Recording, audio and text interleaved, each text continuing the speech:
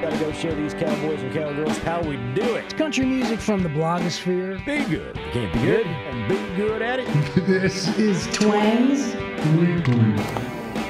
We are nowhere near Nashville today, but it's still Twangs. It's Rowdy Night, Spill West. Howdy, howdy. Taking a look at some of the biggest stories on the blogs and country music, and some good ones this week. Yeah, a lot of good stuff going on. We'll get going with Shania Twain. I love when she's in the, maybe it's, I'm the old guy, so. Yeah. Shania Twain, they say, set to judge American Idol. I got this from roughstock.com. Set to judge American Idol if talks fall through with Jennifer Lopez, according to sources to the singer, closest to the singer, and Idol producers. They're saying they might look at Shania. Apparently, they've been trying to get her ever since she was in one of the mentors. Yeah. And she was good last year. She looks great. I mean, she's never looked bad, but yeah, I'd probably watch a little more American Idol if I had to put up with staring at Shania Twain instead of Paula Abdul. She's not going to be the bad guy, though. No. So they'll need somebody to be the Simon part. Right.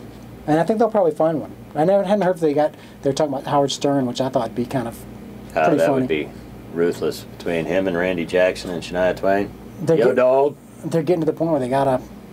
And you figure Pump with it a up. show like that, American Idol working on its 11th season, there are millions of viewers, and what's that going to do for somebody's career like Shania Twain and revive a career like that? Plus, just all the other opportunities that come along with being an Idol judge and the sponsorships and just a lot of great stuff can come out of it. And the fact that it's so difficult for them to find these judges is kind of surprising to me.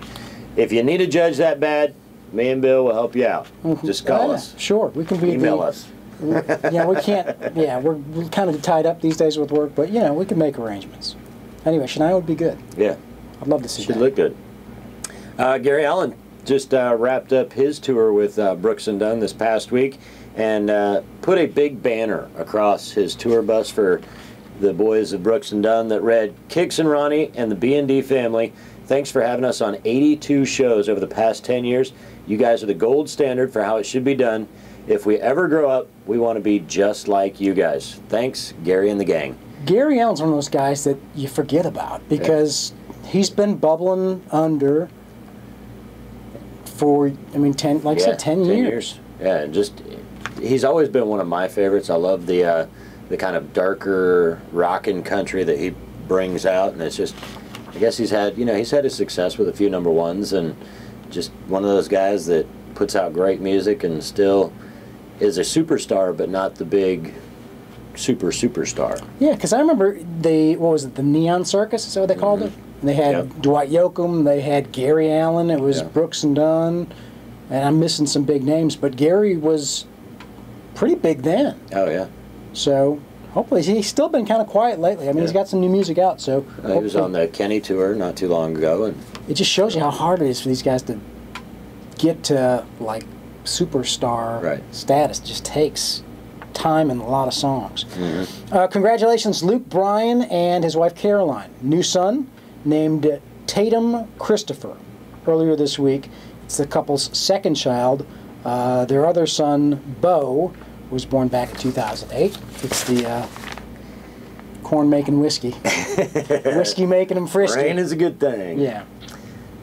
James Otto, I don't know if you saw this, but on his Twitter page, bashing the Teen Choice Awards. Kept running commentary throughout the Teen Choice Awards and opened it up with, "Call me old-fashioned, but the fact that we have a porn star, Kim Kardashian, as the presenter of the Teen Choice Awards is kind of messed up," and went on to say that Kim's sister Chloe looks like a man before taking on other female teen stars and appearing in public.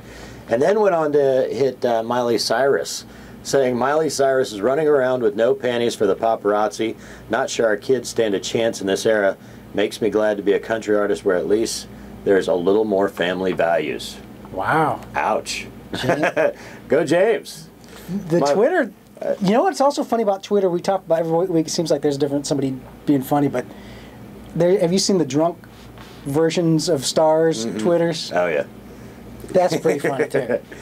Yeah, and it's like my wife's a huge Kardashian fan, and of course I'm forced to watch Keeping Up with the Kardashians, and, they're trying to do some good things, and, Kim just had that drunken brawl with her ex-boyfriend, Reggie Bush, this past week as well, when they were at a wedding for one of the New Orleans Saints. And it's like you get good stuff and then you do something stupid, and, well, all the bad always sticks with you. I've missed that whole revolution. Who's the biggest Kardashian then? Kim.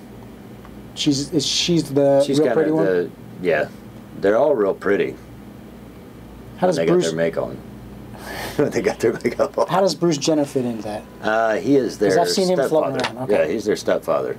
So Kim and Chloe's mom married Bruce, and he's got kids. Kind of like the new Brady Bunch, but lots of money, and they've all got these little side jobs and side businesses. And that's the interest, the kind of behind the scenes is the interest in it? Good old-fashioned American drama. All right.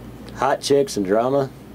Got to tune in it for makes VH1. it on ETV. All right, Billboard Hot Country Songs this week on the radio. These are the songs that are the big ones you're hearing a lot, just because they're so darn popular. Zac Brown Band #1 this week, followed by Keith Urban, and then Blake Shelton and Jared Neiman dropping down.